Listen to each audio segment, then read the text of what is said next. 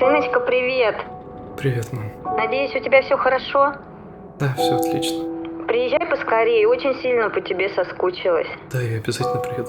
Я тебя очень сильно люблю, сынок. И я тебя, мам. Пока. Сыночка, привет. Надеюсь, у тебя все хорошо? Приезжай поскорее, очень сильно по тебе соскучилась. Я тебя очень сильно люблю, сынок.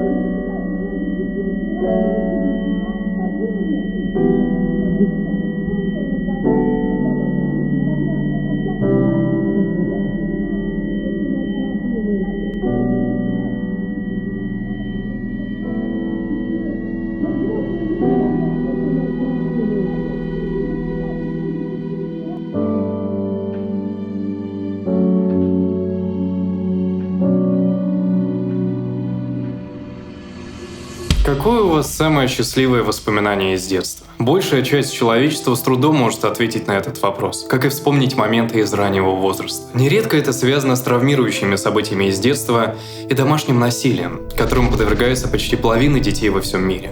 А к нему относятся как применение силы, так и любое проявление психологического давления, оскорбления, манипуляции и обесценивание ребенка. Наш мозг предпочитает не напоминать нам о подобных моментах, но он их никогда не забывает и на их основе строит нашу личность. Наши родители формируют нас то, кем мы будем всю оставшуюся жизнь. А к этому относятся и негативные установки, комплексы, и даже то, кого мы будем любить и как именно нами будут пользоваться. В этом видео мы поговорим о том, как родители формируют нашу личность, почему необходима сепарация, что делать с токсичными родителями и как ваша мама обрекает вас на несчастную любовь. И как это исправить, чтобы не разрушить себе жизнь. В жизни, в том числе и от тебя, и от отца, и продолжаю терпеть.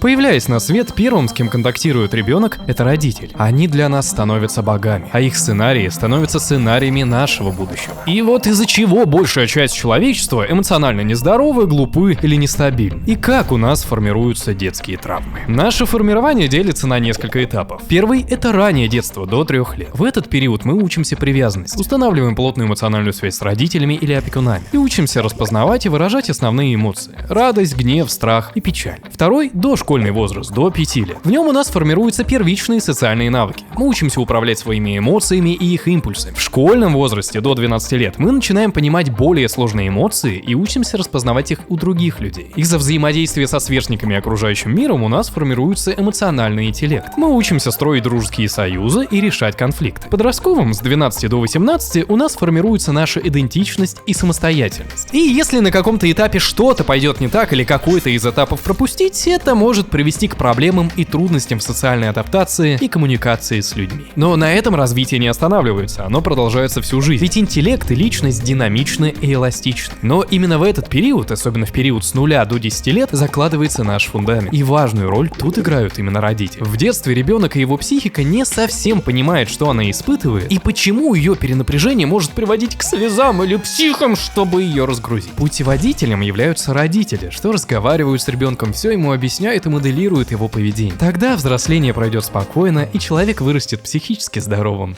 Но это при лучшем сценарии. Не все это делают грамотно. Например, если родители тебя ругали за слезы и крики, а вместо попытки установить диалог и объяснить себе эту эмоцию все решалось языком наказания или криков, то во взрослом возрасте вы с большей вероятностью будете стесняться своих эмоций. Будете стыдиться слез, и объяснять свои чувства вам будет трудно. Либо вы их будете подавлять, либо наоборот. Если именно слезы привлекали внимание родителя к ребенку, ему многое прощалось и давалось за них, то ребенок научится ими манипулировать. Наверняка вы встречали таких людей, или сами таковыми являетесь, когда в конфликте с партнером человек решает все не диалогом, а обидой, умалчиванием и избеганием разговора. Потому что родители его научили тому, что такие эмоции неправильные, а в конфликтах он своего мнения иметь не может. Либо решает конфликт слезами, потому что в детстве его за это гладили по головке и успокаивали. Именно через эмоции, их изучение и выражение мы формируем свое поведение и реакции на жизненные трудности, конфликты и социальные связи. И в том же возрасте формируются наши ощущения в мире, доверие к нему, чувство безопасности, а также стиль привязанности и даже наша будущая сексуальность. Родители, особенно матери, являются самыми важными людьми в жизни ребенка. Они формируют то самое ощущение безопасности и стабильности. Но если у них есть тревожные расстройства, они очень отстранены от ребенка или игнорируют его эмоции, ребенок с большей вероятностью будет испытывать эмоциональные и поведенческие проблемы с возрастом. От того, как взрослый удовлетворяет потребности ребенка ребенка и относится к нему, будет формироваться наш образ себя, позитивный или негативный, и образ мира, стоит ему доверять или нет. Если нет, то в жизни будет много стресса и мало доверия, особенно будущим партнерам. Родители выступают нашими первыми учителями. Мы учимся языковым и социальным навыкам. И в зависимости от пола влияние каждого из родителей слегка разнится. Для мальчиков мама является первой женщиной, с которой они устанавливают тесные отношения, и эти отношения формируют их представление о женском поведении и ожидания от будущих романтических партнеров. Отец для мальчика выступает в качестве модели мужского поведения, формирует у него представление о мужественности, навыках социальной адаптации и уверенности в себе. У девочек аналогично, только наоборот. Матери помогают им формировать социальные навыки, а отец выступает первой моделью мужского поведения и влияет на ее ожидания от будущих мужчин в жизни. Между 3 и 5 годами происходит эдипальная фаза. В этот период отношение детей к родителю противоположного пола приобретает романтический оттенок. Они начинают ухаживать или пытаться впечатлить свою страстную любовь. А в родителе своего пола начинают видеть соперника. Смысл фазы — это потерпеть поражение и развернуться в сторону сверстника в плане социального и романтического взаимодействия. Уяснить, что родители — это родители, а не романтический объект. И, как правило, этот этап быстро проходит. Но именно то, как наши родители взаимодействуют между друг другом, с миром и людьми вокруг, а также нами, детьми, это и станет шаблоном нашего поведения. Кого мы будем любить, какой у нас будет темперамент, какие отношения мы будем строить. Если с родителями мы ладили, это приведет к формированию здорового доверия и привязанности. Если родитель был нестабильным, вы не ощущали любви и поддержки, это приведет к формированию избегающего и тревожного типов привязанности. Даже есть выражение «мы ищем партнеров, похожих на родителей». Если мы видели любовь и заботу, будем искать похожие. Если видели насилие и ненависть, сами нарвемся на абьюз или станем абьюзерами, потому что это нам привычно. Однако не у всех семьи полные. В семьях с одним родителем живет 16% детей во всем мире и более 30% всех детей в России, а в некоторых регионах даже больше половины. При грамотном подходе, например, мама может заменить или частично компенсировать отсутствие отца в воспитании. Однако это все равно не совсем норма. У девушек без отцов могут появляться трудности с парнями или формироваться ненависть или избегание отношений, если, например, отец бросил семью или был тираном. Сын, воспитанный матерью, может быть слишком мягким, не обладать некоторыми качествами, чувствовать свою вину за положение матери или строить созависимые отношения в будущем. Поэтому, если в отношениях вам чего-то не хватает, вы постоянно ревнуете без повода и ожидаете от партнера предательства или, не дай бог, сами прибегаете к насилию, дело, вероятно, не в партнере, а в вас и ваших нерешенных детских проблемах, что заставляют вас чувствовать угрозу и нестабильность от внешнего мира. А ваша психика, ценой ревности и прочего, пытается держать ситуацию под контролем и в той безопасности, к которой вы привыкли. Мы сформировались такими, какими нас сделали родители, но многие из них забывают, что у ребенка есть право быть ребенком, есть право собственного выбора, особенно что касается своей будущей профессии. Каждому хочется, чтобы она была перспективной и востребованной, а главное, высоко ценилась на рынке труда. IT-профессии являются самыми высокооплачиваемыми. Средняя зарплата 168 тысяч рублей. Например, направление продакт-менеджмент, которое требуется в любом бизнесе. Каждая компания создает сайт, девайс или приложение. Все это дело рук продукта, который, по сути, является предпринимателем внутри компании и ведет продукты от идеи до запуска на рынок. Освоить профессию продакт-менеджера или навыки для старта собственного стартапа можно в ведущем техвузе страны МФТИ, который совместно со Skill Factory открыл набор на онлайн-магистратуру, где к концу обучения у вас появится готовое портфолио из 10 проектов от ВК, Сберпрайм, Озон, Билайна и диплом гособразца МФТИ. Обучение полностью онлайн, но есть студенческие льготы, в том числе отсрочка от армии. А благодаря господдержке первый год обучения стоит 342 рубля в месяц. Вас ждет только практика, без воды. А преподаватели МФТИ и эксперты из Тинькофф, Сбера, ВК, Ситидрайв поделятся теорией и своим опытом. Все это позволит быстрее найти новую перспективную работу или запустить свой стартап-проект. Ведь в МФТИ есть свой акселератор Физтех Идея, который даст дополнительные возможности для реализации собственных проектов. И набор уже идет, так что оставляйте заявку и получите доступ к бесплатным подготовительным курсам и мероприятиям от МФТИ. Переходите по ссылке в описании или QR-коду на экране. А также забывают и о праве на становление личностью, а не куклой для своих родителей, которым можно приказывать, кем быть, на кого учиться и как жить. Родители формируют в нас либо любовь и благополучие, либо неуверенность, чувство вины, обиды и ненависти к себе. Они делают это по-разному, но таким разным способом есть одно определение. токсичные родители. Они бывают разных типов. Неадекватные с нездоровой психикой и расстройствами, родители-алкоголики, тут в целом все понятно, родители-перфекционисты, которые очень контролируют своих детей и винят их за неудачи, родители-конкуренты, которые неосознанно боятся, что их ребенок их превзойдет, а потому обесценивают достижения своих детей. Исчезающий тип, когда родители наоборот обделяют вас вниманием, вы для них безразличны или они вовсе могут пропасть из вашей жизни. А также эмоциональные и физические насильники. Они совмещают сразу несколько типов. Все они нестабильны. Ребенок не понимает, почему его среда так часто меняется. Почему сначала пьяный папа на него кричит и его бьет, а потом его обнимает и любит. Любое поведение, если у ребенка нет другого, более яркого примера, становится для него нормой. Он либо станет таким, либо будет искать или терпеть такое в будущем. Если ребенок видит добро, он это скопирует, видит зло аналогично. Если его бьют или оскорбляют, формируются установки, что он это заслужил, он обуза для своих родителей, любовь может приходить через насилие, или насилие и ее применение нормально, и так далее. Кому как повезет, как говорится. Если ребенка гиперопекают, появляется установка, что один он беспомощен, его нужно контролировать, и человек останется инфантильным и не самостоятельным. И, как правило, такие люди совсем не умеют распоряжаться деньгами. Если достижения ребенка обесценивают, он не будет ценить свои заслуги, а будучи взрослым, может их даже неосознанно разрушать или от них отказываться. Будет бояться стремиться к новому и высокому. А начиная что-то новое, есть риск самосаботажа, когда человек прокрастинирует, ничего не делает, неосознанно разрушает или ограничивает себя, даже не понимая почему. Хотя все кроется в детской установке. А когда родители вообще не участвуют в воспитании, ребенок будет чувствовать себя в жизни лишним. А там, помимо синдрома самозванца, будет формироваться еще и клиническая депрессия. И самый разрушительный случай – это сексуальное насилие, коим является половой акт. Оно наносит один из самых разрушительных эффектов на психику и провоцирует формирование психических расстройств, включая посттравматические или шизофренические расстройства. Но на формирование сексуальности могут повлиять и вещи, которые некоторым кажутся обыденными. Это обсуждение интимной жизни родителей с ребенком, и не путать это с адекватным сексуальным образованием. Это и нахождение полуголым рядом с ребенком, особенно родителя противоположного пола. Это отсутствие скрытия половых связей от ребенка, когда родители занимаются сексом при нем или тот случайно их застукивает на это. Даже ранний просмотр порно можно считать таковым. Сексуальное насилие может либо сломать ребенка, либо сломать его представление о своей сексуальности и повлиять на формирование его модели возбуждения в будущем. Он может бояться секса, не чувствовать возбуждения или вовсе терпеть физическое и сексуальное насилие, считая это обыденной моделью из детства. Цель у токсичных родителей по сути одна – сделать вас зависимыми от них. Они, вероятно, это не осознают. Возможно, они это делают, по их мнению, с благими намерениями, а неблагодарный ребенок их не понимает. Ведь вы от них зависимы, а значит, вы их не бросите. А потому для таких родителей обыденны методы воспитания в виде манипуляций, запретов и ультиматум. «Я тебе больше не мать, я тебя не буду слушать, заберу телефон, не буду давать тебе деньги», тем самым привязывая вас к себе и формируя установку, что вы им обязаны, а сами ничего не достойны. И тогда у вас начнутся проблемы в проявлении любви, в доверии и в построении отношений.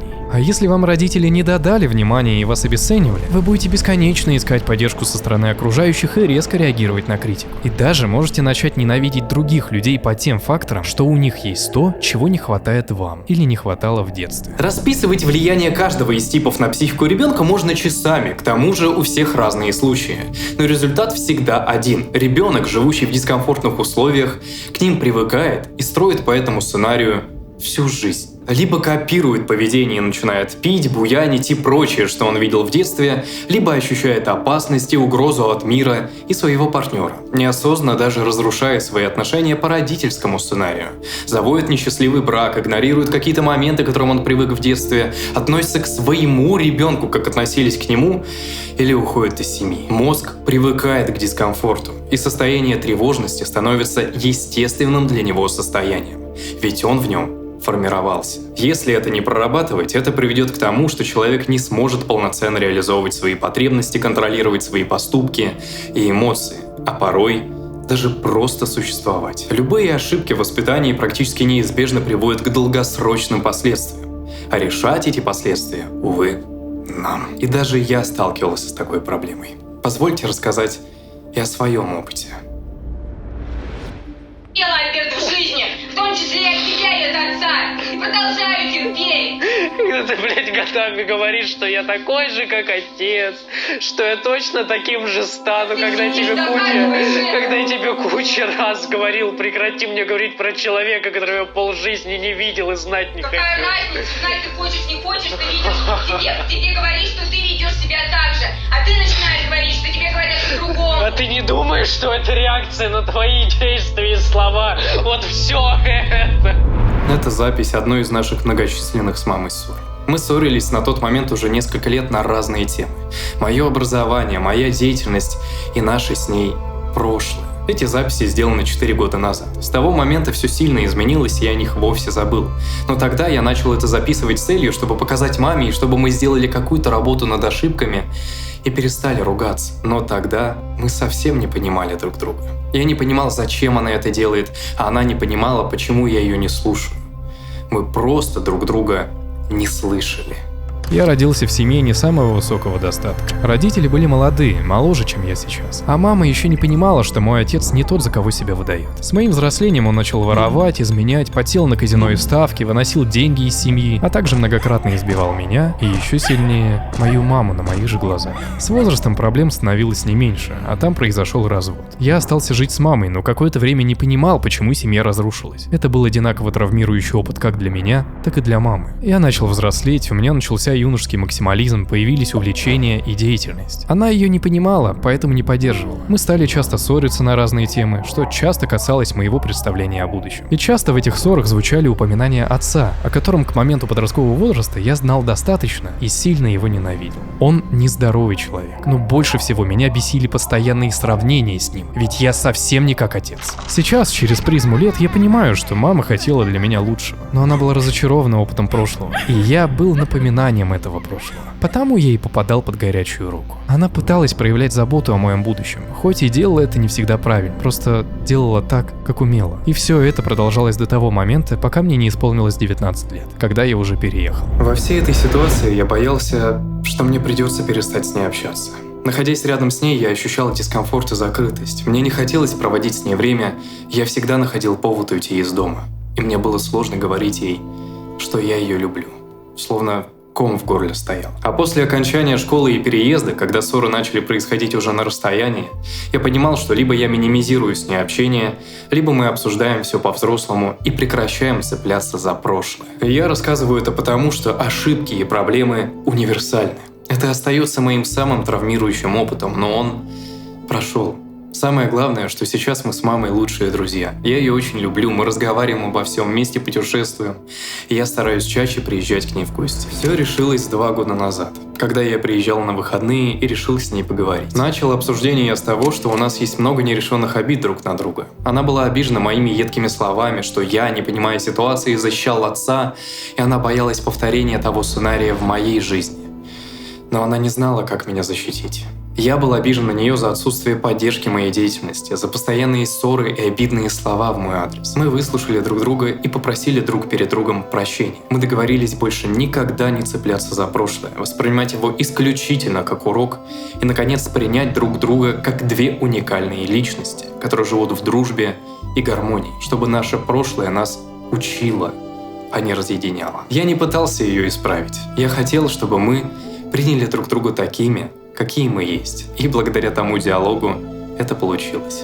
И ссоры, и ненависть, изнуряющие нас столько лет, закончились. Ведь я не мог жить с осознанием, что моя мама мне враг. И не мог держать на нее обиду еще несколько лет, ведь эта обида меня истощала. И, можно сказать, именно 2 года назад на позитивной ноте и завершилась наша с мамой сепарация. Что такое сепарация и почему она так необходима? Если говорить простыми словами, то это отделение от родителей и обретение полной самостоятельности. Это не значит, что с ними нужно переставать общаться или их избегать. Это значит перестать быть от них зависимыми. Когда мы ребенок, наш мир и его безопасность формируются от и благодаря родителям, и держится он только на них. Но с возрастом родители должны все меньше нас опекать и оберегать, давая нам больше простора и самостоятельности. В таком случае сепарация пройдет безболезненно. Ребенок станет независимым и уверенным в себе взрослым. Он не будет опасаться мира вокруг и направит энергию на достижение своих целей, а не на попытку соответствовать ожиданиям родителей. Личность приобретает полную автономность, ведь родитель — это, в первую очередь, отдельный от нас человек. Но, к сожалению, большинство родителей чрезмерно опекают ребенка, многое ему запрещают, ограничивают его личное пространство, многое от него требуют. Либо наоборот, слишком сильно ему прислуживают. Потому сепарация может надолго затянуться. Родителям следует учесть, что ребенку нужна самостоятельность и позволить ему совершать свои ошибки и их решать. И научить его принимать свой собственный выбор, особенно что касается его будущего. А ребенку, если в этом мешают родители, придется завершать сепарацию самостоятельно. Следует уже в подростковом возрасте начать задумываться о своей будущей деятельности и формировании своей независимости. Например, начать подрабатывать и откладывать деньги, чтобы не зависеть от родителей финансово. Привносить в свою жизнь больше самостоятельного досуга, увлечений и хобби из того, что полезно и хочется вам, а не родителям. И по возможности переехать после совершеннолетия, чтобы ускорить процесс вашего взросления.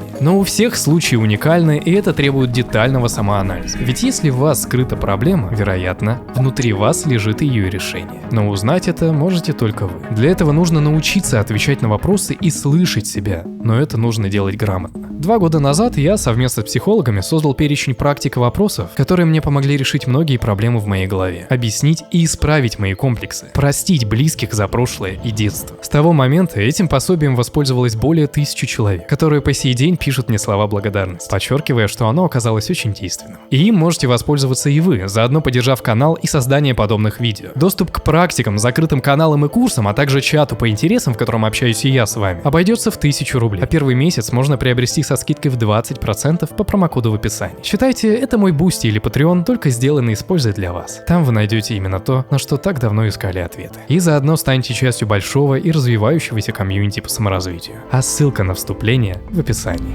А если человек не сепарировался или сделал это неполноценно, то его ждет много проблем в жизни. По поведению такие люди напоминают детей. Они очень тревожны, ранимы, безответственны. Им тяжело принимать самостоятельные решения, и они надеются на выбор других. Они не способны ставить перед собой цели, и уж тем более выстраивать счастливые отношения. Вы всегда будете искать человека, компенсирующего недостающие от родителей, превращая отношения в созависимые и токсичные. Ведь мы из-за нашей проблемы ищем себе не партнера с его уникальными чертами, а куклу для закрытия потребностей. Можете годами искать любовь, искать себя, но все будет безуспешно, если проблема не решена. До моего разговора с мамой у меня была проблема. Я постоянно состоял в отношениях, но во всех мне что-то не хватало.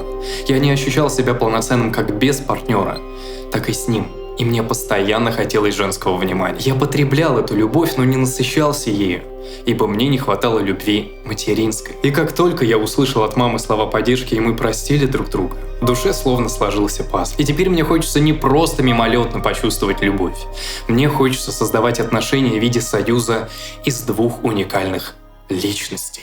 Но нужно понимать, что сепарация – это не просто переезд и самостоятельность. Это про ментальное состояние. Это восприятие своего родителя как отдельного человека со своими проблемами и независимость от них. Это, в первую очередь, отсутствие обиды и решенная детская травма. Даже если ваши родители – самые токсичные родители из всех родителей. Так как исправить то, что уже случилось? Следует понять, что комплексы и установки с нами не навсегда. Они могут изменяться или исчезать по мере того, как меняетесь вы сами. Вы можете менять свои реакции и поведение, анализируя старые модели и установки. Чтобы стать свободнее, нужно отпустить родителей и обиду на них, отделиться от них в своей голове и перестать ждать от них одобрения, если такового вы не получили. Даже в том случае, если это приведет к минимизации, если родитель продолжает нарушать ваши личные границы во взрослом возрасте, или полному прекращению общения с ним, если родитель делает вашу жизнь хуже и не является адекватным человеком. Обида, она как заноза, которая будет делать все больнее, даже если родителя нет рядом с вами. И чтобы жить легко, нужно от нее наконец избавиться. Во-первых, запомните, не пытайтесь изменить прошлое и родителей. Это самая фатальная ошибка. Особенно если они сами не готовы меняться. Ваши родители живут эту жизнь впервые. точно как и вы. Они — это те же травмированные и закомплексованные дети. Вас оскорбляют, потому что оскорбляли их. Вас бьют, потому что били их. Это их не оправдывает, но это дает понять причину и следствие. Их не научили иначе. Лучшее, что мы можем сделать для своих родителей, которые были токсичными, злыми, не любили или не поддерживали нас, или просто совершили ошибку, это не стать ими. И найти с ними общий язык и компромисс, как взрослый со взрослым, и постараться стать с ними друзьями. Перестать их винить, ведь ответственность за вашу взрослую жизнь и будущее теперь лежит только на вас. И принять прошлое как полезный, хоть и тернистый, урок, чтобы цикл насилия и агрессии остановился на вас и не перенесся на уже ваших детей.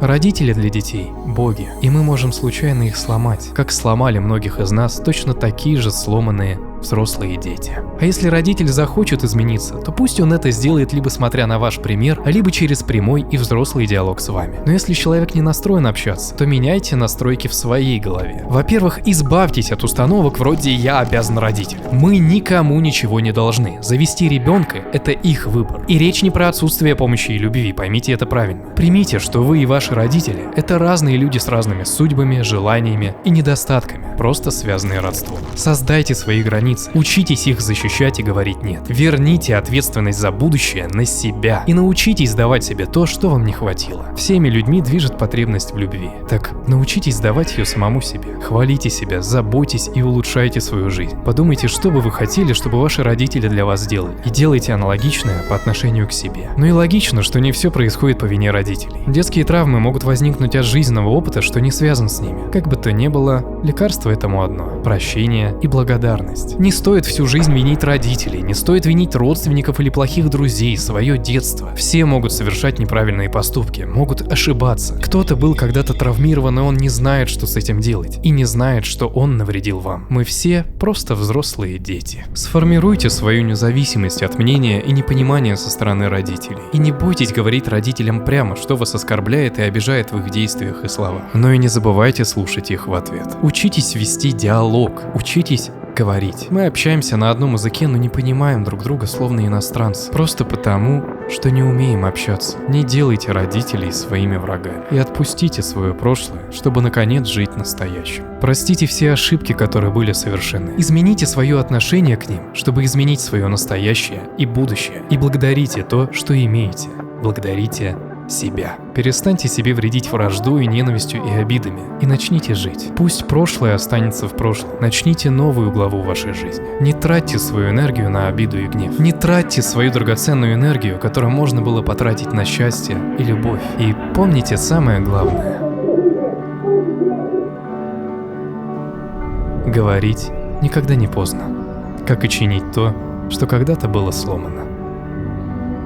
Люблю тебя, мама.